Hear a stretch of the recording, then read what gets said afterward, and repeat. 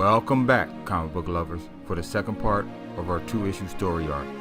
Today we'll be concluding with Detective Comics issue number 586, published by DC, titled The Ratcatcher. The Ratcatcher descends the ladder to the channel he has earlier flooded to get rid of the Dark Knight. Back at his lair, his prisoners hear the footfall of an impending presence. Hoping it is the return of their former cellmate, they become quickened with hope, only to have that hope dashed against the rocks when it is revealed it is the return of their jailer. At that exact moment, back in Gotham Police Department, Commissioner Gordon is downstairs in the morgue talking to the coroner over the body of the late, great Judge Wyatt Hogan. Having been reported missing for years, Gordon struggles to wrap his head around the story of the judge's mysterious reappearance. The officer on site reports eyewitness accounts of Hogan being swarmed by rats and a trail of blood leading back to the nearby sewer access. The commish orders that a city worker be contacted in order to escort his officers down the access panel. He hopes to shine some light on recent events. Later that night, a waste official and 3 officers descend the streets below. Elsewhere, lost in the tunnels, our Cape Crusader recovers consciousness. Awakened to the taste of the city's excrements in his mouth, the bat shudders, then vomits on the cement landing. It takes a few minutes, but eventually he acclimates himself to the present conditions, remembering the Ratcatcher as the cause of his desolate circumstance. Back at the underground lair, clues to the relationship of the Ratcatcher and his prisoners are revealed. It seems that the jailer and the prisoners had at one time switched places. The Ratcatcher, referred to as Flanagan by one of the inmates, pleads his case, stating the unjust incarceration at the hands of the men that he holds now behind bars.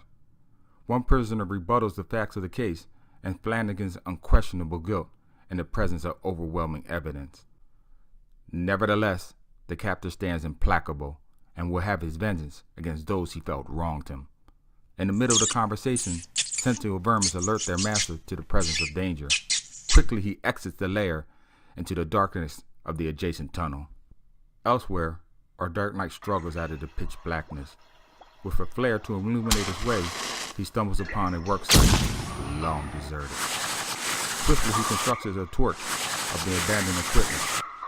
Now with more powerful light source and fuel to accompany, he continues his search. Meanwhile, our villain has been led to the sewer intruders and doesn't hesitate to sick his feral legions on them. Unprepared for the onslaught, the intruders are swiftly overwhelmed. With a futile effort to save the sanitation worker, the officers release a barrage of bullets into the swarm of vermin, but eventually pull back and retreat. Back at the police precinct, Gordon had conversation with the head of sanitation department over the suspicious behavior of the rat attack on Judge Hogan. The city supervisor remarks on how he remembers having an employee once claimed that he could control rats to attack, but he was arrested long ago. Matter of fact, the judge who put that employee away was no one other than the Honorable Judge Hogan. The Ratcatcher, realizing that his time is limited, heads back towards the prisoners, choosing to live his life on the lam down in the subterranean labyrinth of the sewers than to be apprehended again. He decides to tie up loose ends permanently. Batman, further down the tunnel, is in shock and horror as he discovers the sanitation worker's body. The rats are gnawing at the remains, and it turns out that they are still hungry. With cat-like reflexes, the cow vigilante whirls a half-full canister of gasoline against the wall, splattering the contents everywhere in the vicinity, and then tosses his torch. Like a roaring inferno, the tunnel goes up in a blaze. The vermin thrash and squeal as they are consumed by the flames. The Ratcatcher, several feet away, at that moment, executes his first victim, revealing his location. Back at the police station, Commissioner Gordon puts all the pieces back together, revealing the identity of Flanagan's prisoners. Judge Hogan, Warder Stanley Connick, arresting officer Sam Bello, and prosecutor's star witness Cornelius Budd. All key men in the Ratcatcher's previous imprisonment. While back at the underground lair, the revolver that is used to execute Cornelius Budd is still smoking. Ready to aim at the next prisoner, Batman interferes, He is quickly fired upon and ducked a fraction of a second before. He dislodges a rat trap from the wall, and our Cape Crusader throws it at his attacker, effectively disarming him. With a last-ditch effort, the rat catcher pulls the ace out of his sleeve, his instrument of death, and then blows, but to no avail.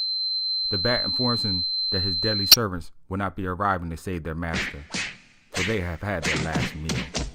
Up above, the commissioner's officers debate as to the best tactics to go in and capture Flanagan, when suddenly they hear footsteps on the metal rungs of the ladder below. All present draw arms, and what happens next? Well, you're going to have to read it for yourselves.